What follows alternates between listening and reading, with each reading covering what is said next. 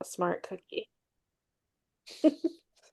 Hello, Okay. everyone, and welcome to the very first event from your Roundtable Mentor mentorship team. I am Karis Rogerson. I am a mentor this year, and I'm here with Cassie. Cassie, Hi. would you like to say? All Yeah. right. We apologize. This event was supposed to be live, but we did have some technical issues with the live streaming function. Never fear, that will all be dealt with before the next events. We're really excited for this year and what all we will be doing as an RTM mentorship team. But yeah, so we really wanted to just get started with talking about revising. We know most of our mentees and anyone else who is finding their way onto YouTube, you might be in the middle of revision. So we've got a cute little presentation for you.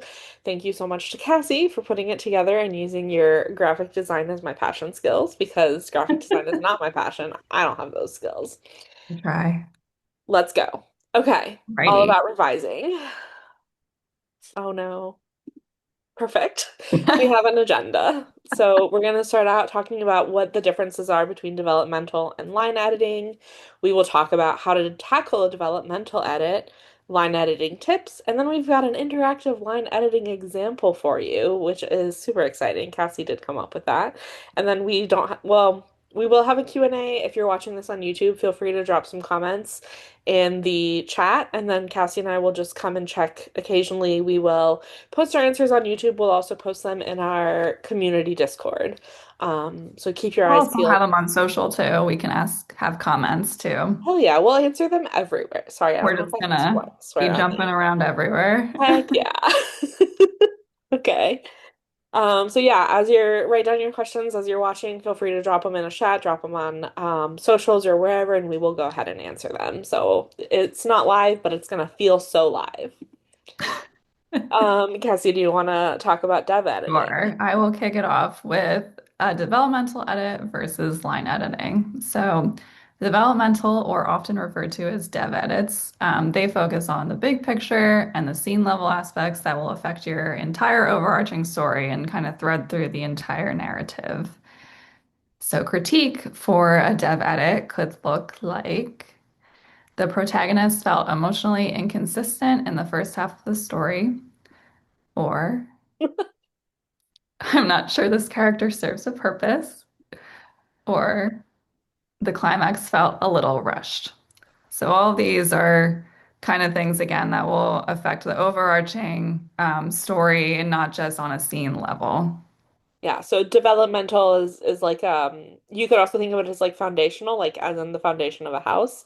You've got to make sure that the if you're a builder, which I'm not, but you got to make sure you got a firm foundation before you go and design. I like that analogy. Thank you. I came up with it on the fly. Some story aspects that a dev edit may tackle include character arc, structure or plot points, stakes, pacing, and that's it. Perfect. I'm sure there's other things too, but that's all we got for this presentation. Yes. Um, Okay, so a line edit focuses on changes at a line level. So these are changes that, unlike a dev edit, they don't necessarily affect the entire narrative. They might have, continuity or consistency things that might change in future chapters, but ultimately they focus on the chapter, the paragraph, or even just the single sentence. So critique for this could look like this sentence tripped me up, or this dialogue is confusing, or the protagonist shrugs a lot. My protagonists love to shrug. They also love to grimace and grin. Mine They're, are smirking and laughing and eye rolling oh and God, yeah. and They love to roll their eyes. It's kind of, I'm they're like, like shut up all the time, sighing. That's another yeah. one. A style that. So line edit may tackle some story aspects, including dialogue consistency and clarity, which could both mean dialogue in terms of like this one character would never say something like this. Tightening sentences and the flow of prose. This is where you really get to dive in and tackle the like sentence level, um, the prose, like the prettiness of your prose. Continuity errors, so that's timeline or days of the week, which is part of timeline, etc. And removing passive voice or cutting filler words and repetition, which is as we were talking about with our eye rolling, smirking, grinning, grimacing, that's there. And then also adding more interiority, which I do think we'll talk a little bit more about what that means, like specifically. But these are just the main things that you will tackle, the main sort of overarching things you'll tackle in a line edit. And also, before we kind of go into it, ultimately, a developmental edit should precede a line edit. Obviously, we're not going to tell you what to do. If you want to go and edit your lines and get into the weeds of stuff before you do the overarching, you can go for it. But just from experience, sometimes you end up tweaking a line for like 10 minutes and then you later on realize you don't even need that line. So sometimes it's just helpful to focus on the big picture, to Karis's earlier analogy, make sure you build the house before you add the windows, I Sconces. don't know, before you paint, something like that. Exactly. Yes, as Cassie said. So let's talk about the different aspects of dev editing. I'll talk a little bit about character arc, which is the internal growth the characters experience as the story events unfold. They start at point A. They might be, for an example, someone who's super stubborn and has to learn to be flexible, and then over the course of the story, they will arc their way into flexibility. So some ways to edit for character arc could include streamlining interiority, aligning character beats with plot beats, which is basically just making sure that like as the character is having their growth moments, that is sort of in line with what's happening in the plot and the actual like structure of the story itself. And then ensuring character agency is driving the plot, which is I laugh because that's like my character is so bad at agency. They're always like, and then I did this because someone told me to. And it's like, no, no, no, no, no. They need to choose what's happening. They need to have agency. They need to make decisions, and that's what drives the plot. That's what makes for a very dynamic type of story. Okay, so also another aspect could be structure and plot points. So structure is the collective plot beats that make up a cohesive story. Editing for structure could look like rearranging scenes, cutting scenes, and adding new scenes. And these will all, these will Sorry. all, um, oh, I lost my train of thought. Keep going. My bad. Let's talk about stakes. I'm gonna make a terrible joke right now. By stakes, we do mean story stakes, not stakes that you use to kill vampires. Okay, so this is what your character has to lose if they don't achieve their goal. Editing for stakes could look like adding external factors, like a ticking clock. I'm obsessed with a ticking clock. Love to add that. It's like a great shortcut to adding stakes. You'll make sure that in the internal and the my word, external goals align, or alternately, you could make sure that they don't align, and that could increase the tension and the stakes until they reach that point. Ooh, you could heighten the villainous threat, which is, your antagonist could be more antagonistic. And pacing. This kind of goes with structure as well, I think. But the pacing is the speed in which a story moves along and make sure that your reader wants to keep reading your book and has them keep turning those pages. So editing for pacing could look like making sure that each scene leads directly into the next so that you don't have, a wandering plot. Balancing fast action, so what the characters are doing with the slower thought. So reflecting on what just happened or what may happen and then cutting scenes that don't move the plot along that are just kind of for vibes. As much as we love them, sometimes they can slow down your book. And that's why, as Cassie was saying earlier, it is often wise to dev edit before you line edit because you could spend a whole week perfecting a scene only to end up cutting it because it was a vibes scene. When it comes to line editing, we'll talk through some of those steps now. So the dialogue consistency and clarity means that characters should sound like themselves when speaking. You need what? I'm going to talk about that for a second. Characters should sound like themselves when speaking. This means that if you, a great tip that I got when I was starting grad school was my advisor was like, listen, I just don't think that this character would use the word giggle. She's not a giggle girl. She's like, she's a laugh, she's a chuckle, she's a chortle. Maybe not a chortle, but she's not a giggler. And I was like, that's actually so real. There are certain words that characters might not say. I always have one character who just like doesn't swear until the moment that she breaks. And that's like a great way to, a really easy shortcut kind of way to showcase who the character is. And then also to be like, oh, they've changed and they're like, they're fed up. hmm You And I do have need, one little thing to add too, yeah, in addition to that, is that I think a lot of the times people will take this to mean like an accent or something, and those are definitely valid too. But I think it's really important so that your reader isn't like they would never say this. Like this isn't them, this isn't their personality. So it goes deeper. While the accent thing, if you have accents in your or your character has an accent, that's super important too. Just making sure that your character isn't going off script to their personality, I guess you could say, is yeah. something to keep in mind for too. Just Yeah, wanted like to. a very soft-spoken character, they would have to have a reason to suddenly start yelling. Yeah, So, great example. yeah. You need fewer dialogue tags than you think. My rule of thumb with dialogue tags is you need to start us off with them if it's like a back and forth situation because we need to know who's saying what. And then from there on, like if you've got 6 lines of dialogue, you can dialogue tag the first two, and then we'll follow the beats. You don't need to go very inventive with your dialogue tags. Love a she said, he said, they said, but you can also add like an exclaimed here or there. You can do a dialogue tag with an action. So, oh no, it's raining. She pulled out her umbrella. I love these on the fly examples. They're Oh my God, perfect. thank you. And yeah, keep tags outside of set and ask to a minimum to avoid overuse. We don't need to be exclaiming every second of the day.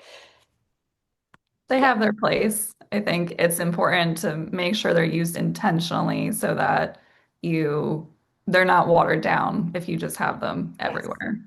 Which this slightly off topic, but my keyword that I go for when I'm revising is intentionality. When you're drafting, you can instinctually put whatever here, there, wherever. You're just following the flow of the story. When it comes to revising, be intentional with your word choice, with your um, sentence structure, with where you put things in the story. Like you really want to make sure that everything feels like it had a purpose. It's giving heated rivalry.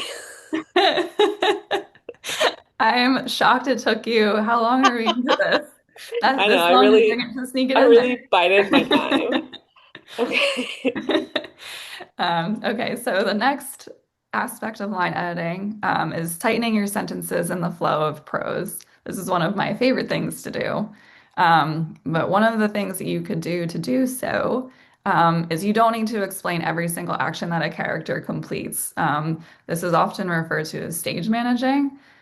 So we don't need to see, she walked through the door and then closed the door and then walked over to her desk and sat down in her chair. You could just say she entered her room and sat down at her desk. So kind of less is more. I know as a writer, I'm very guilty of this. I'm an overwriter and I like to explain exactly what I'm seeing in my head so that the reader sees exactly what I'm seeing. But what you don't realize is that they already do without you explaining every single detail just because we're humans who walk around in the world and we know what people do like to get from point A to point B for the most part. So readers will fill in the gaps. And it's also okay if they don't see things exactly as you do in your head. That's a me Yeah. to me call out. Yeah. It's also like you could call them out if they're doing something like the she always walks in and she locks the door, but this time she doesn't, and that's going to be important because someone's going to break in, and you want to have that like set up. Intentionality, like Yeah. you said. God, call back. Okay, and also varying length and structure so the writing doesn't feel stagnant. So changing up shorter sentences with longer ones, making sure that, multiple sentences in a row don't start off with however, comma, and then the rest of the sentence just to change it up and and audibly make your sentences kind of flow nicely. There's this really cool example that floats around social media that's got like I think I know two what you're talking paragraphs, one with like, the same sentence length and one that's like color coded to vary the length. I'll about. see if we can find that and put it in the description or somewhere. But Hmm. that's a great example for like the dynamism that comes with the variety. Yep. You will also be line editing for continuity errors, especially after large rewrites. You might have changed a small detail in one chapter or not realize it later. You might have changed a character's name and then suddenly she's going by her old name again. Um, make note of the date in each chapter to ensure proper passage of time. This is like the biggest continuity issue because it's like, all right, it's Tuesday, tomorrow on Saturday, and then in 3 weeks from tomorrow, which is Yep. Saturday, on the following Monday, right? Like it's very confusing. Books are long, they're Yeah, unwieldy, there's there's a so much lot to keep track happening. of. Yeah.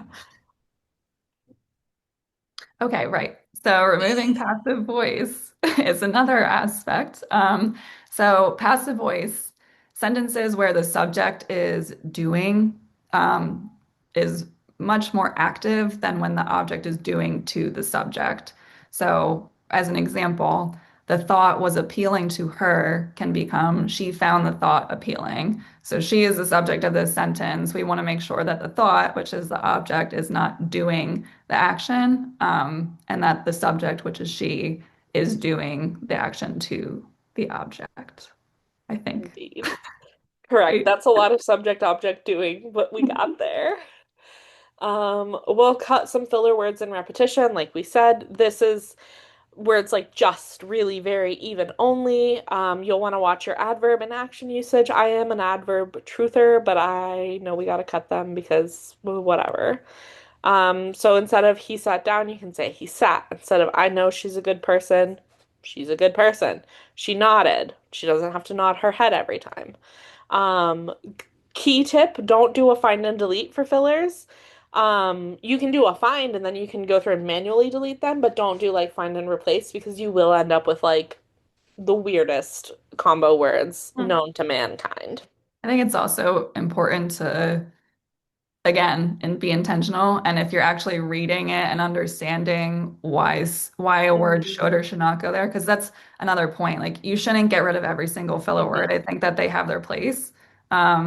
Whether it's voice or the flow of the sentence, I think that, you shouldn't cut every single jest. Hmm. Um, Especially if you're in a very, very close point of view and or you're using dialogue that's very modern and people talk with a lot of filler words. And so they always have their place. So I think going through and manually kind of getting more in tune with where they should and shouldn't be is also really helpful and can help you grow. Yeah, it's giving oh, there was something I was gonna say and it was gonna be so smart. Oh Okay, you've had a no. lot of smart moments. We'll move on. Eventually I'll remember it and I'll put it somewhere. Adding more interiority. Interiority is the internal monologue of your characters. It's the peek we get into their heads about how they're feeling, what's going on around them. We want to make sure we get a balance between what's happening and how the protagonist feels about it. See, I'll give an example from like a first person POV story because you might think like that's fully interiority to us. Um, but that you can still have like moments where a character can narrate what's happening. They can say, Karis sat in her computer, well, not in her computer, sat in front of her computer and talked to Cassy.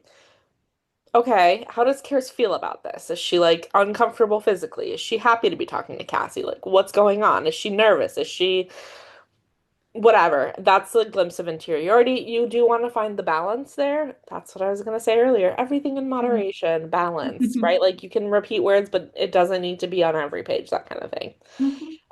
So yeah, balance between what's happening and how the protagonist feels about it. And a great tip, honestly, is do your revisions and then reread the book and read it out loud. This is going to help with everything line editing related. You're going to feel it more strongly if you've got too much interiority, too little interiority, all that good stuff. Okay, so jumping into ways to tackle a dev edit, and these are just options. It's not like a right or wrong, you have to do this type of thing. Just some different methods that people have I've picked up from others how they work and my own processes, Karis processes. So just a little disclaimer before we get into it. But one way is a reverse outline. And a reverse outline is essentially just re-outlining the story after you've already written it. So whether you have an outline already or you need to create one, you outline the story exactly as it is, but then you go back in and can kind of have this higher level overview of everything so that you can move things around. You can, like this next point, you can make sure that scenes directly move into the next scene. And then this final point on this slide is to make sure also your character arc is streamlined through the whole novel, and you can kind of see it on a high level and see the things that have to change rather than just keeping them all like on a scene by scene level. So I personally really benefit from a reverse outline. It's really helpful to see everything all in one kind of organized spreadsheet format. Ooh, not a spreadsheet. You can just do it in a Word doc. But if That you're a spreadsheet person, live your best life. Speaking of spreadsheets, you're going to want to organize your feedback before you implement it. You can group things into categories, i.e., this is a change for structure, this is a change for pacing, etc. You can create your spreadsheets for character arcs, and to outline the plot beats and how each character is feeling and growing during each point in the story. And also noting the changes needed in each chapter could be really helpful. So if you do a reverse outline and if you do a spreadsheet, or even if you don't and you just have it in a Word document, it can make bullet points. Hmm. Just noting on every single scene what needs to change in that scene can be really helpful for organization Hmm. and keeping track of everything that you need to keep track of. And for those of you like me who are low tech and don't do spreadsheets, it's not so much tech, it's just like whatever. But I just bold the changes so that I can at a glance be like, "Oh, I forgot this bolded change." Yep. And also copying and pasting feedback or creating bulleted lists in a separate note document. Or if you use Scrivener, I don't know if anybody here uses it, but over on like your right-hand side to your document, there's a little section for notes. I usually put all of my bullet points for each chapter in there as well, just to have some sort of reference, whether it's a notebook, you can even take like physical notes just to make sure that everything is right there for you. You don't have to keep flipping back and forth between stuff. Yeah, make it as easy for yourself as possible. Exactly. And another method would be to leave inline comments for yourself as if you're the reader critiquing your own story. So you can kind of go back and see where things need to change. Hopefully, the comments you've left yourself are helpful and not just change this. But it can be a helpful method to insert stuff and thoughts that you have before you go back and actually revise it. Line editing tips. All right. Like I said earlier, read aloud. You can read the dialogue, especially as you're like revising, just to make sure it sounds real. It helps to identify if the dialogue is natural. It skips over the exposition. Nope. Mm-mm. Skip over the exposition, especially the big chunks of it, and ensure the dialogue between characters flows and makes sense. Because when you're reading it as a reader, you'll be reading it fast and you want to see how the scene would live out like IRL. So also, depending on what program you use, you can use a read aloud feature. So like in Microsoft Word, if you use that, Mhm. they have like a little read aloud. It's very robotic. It's not like it's like, It's an not good. audiobook reading to you.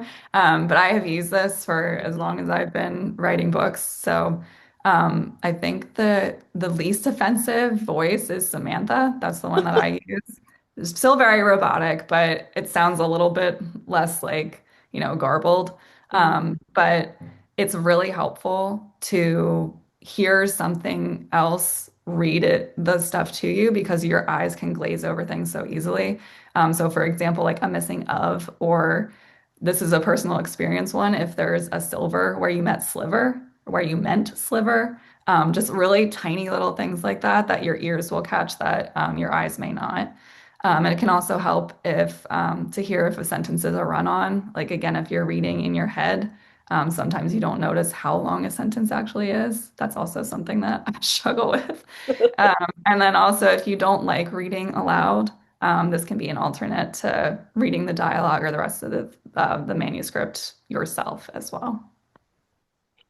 Read in a new way. So change your location. If you're usually editing at your desk, try the couch.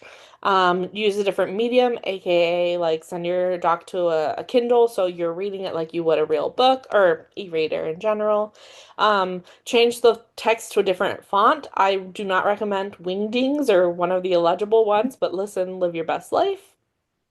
And now we have a line of the Okay, so this is a fun little exercise we're going to do. You can follow along with us. We'll go slower so we can try and make this a little interactive, even in this kind of format here. But so we have this whole chunk of text. I will read aloud, and then we're going to line edit it together. So.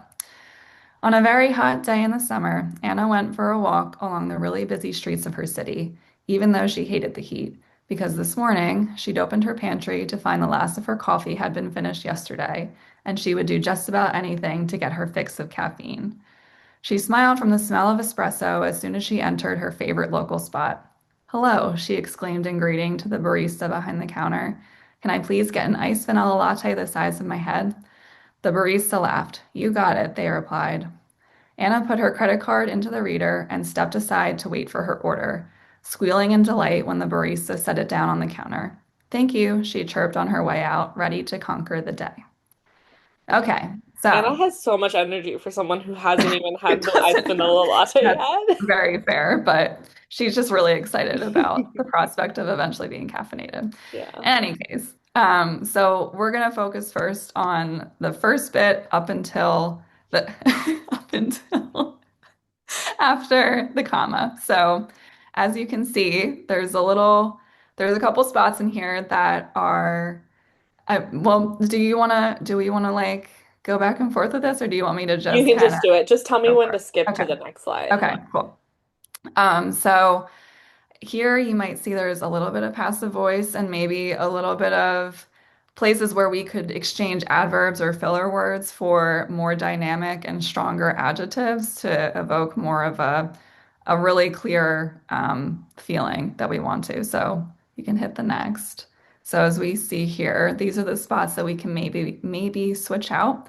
So very hot day in the summer, really busy streets of her city. There's also some passive voice in there. So we could change this to on a sweltering summer day, Anna went for a walk along her city's bustling streets. So then next we'll look at the next half of the paragraph from even though up until fix of caffeine. And again, in this section, there's a little bit of passive voice, as we can see if we go to the next Mhm. slide. So had been finished yesterday and fix of caffeine could be changed to she Mhm. was fresh out of coffee and caffeine fix. So already we've lost an extra line there, which is so nice to see. Yeah, if you're an And overwriter and you need to cut words, this is a great, just like mhm, finding words and sentences. It's not so much about cutting huge scenes, it's about fine tuning. you'd be surprised how much you can cut doing it that way. Hmm. So then last thing, we're going to look at this whole paragraph entirely. As you can see, it is a little bit of a run-on. So there's a way that we can kind of split it up. We can do what we said earlier and switch up that sentence structure and make the flow a little bit more seamless and more pretty to hear, I guess you could say. So you can keep going. So we can take this sentence and change it up a little bit. So instead of even though she hated the heat because this morning, that can be changed to a period at the first sentence or the second comma and moving right into she hated the heat, but this morning. Okay, so next line. She smelled from the smell of espresso as soon as she entered her favorite local spot. Again, this is kind of one of those instances where we have the passive voice where the smell of espresso is actually the subject in this sentence. So we want to make sure that that's the thing doing, as we can see in the next slide. So we can change up the whole sentence to be changed to the smell of espresso brought a smile to her face. And also, as you can see, the smell of espresso, you could kind of say that's technically passive voice. But this is one of those examples where sometimes rules are okay to be broken. You don't have to follow them all to a T. You know, the espresso smell just doesn't sound as natural as saying the smell of espresso. Fair enough. So this is a good example again of making sure that things are intentional and that you're not just doing a find and replace or find and delete, and understanding that they don't have to be, it's not every single instance where you have to remove your passive voice. So, and then moving on to the next line where that we have this bit of dialogue. So she exclaimed in greeting to the barista behind the counter. A little bit of a mouthful there. We don't necessarily need to know that she exclaimed because we have that exclamation point there already. We know she's very excited despite her lack of caffeine, as Karis pointed out.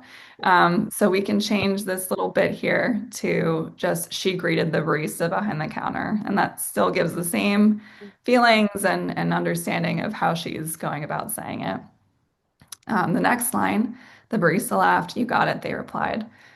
So this is one of those instances where a dialogue tag might not be necessary. Usually, when you have a character doing an action, unless you really want to explain how they're saying something for some reason, and it's really important to include, you don't necessarily need to also include that dialogue tag with their action. Readers will understand that it's that character doing it because it's on the same line.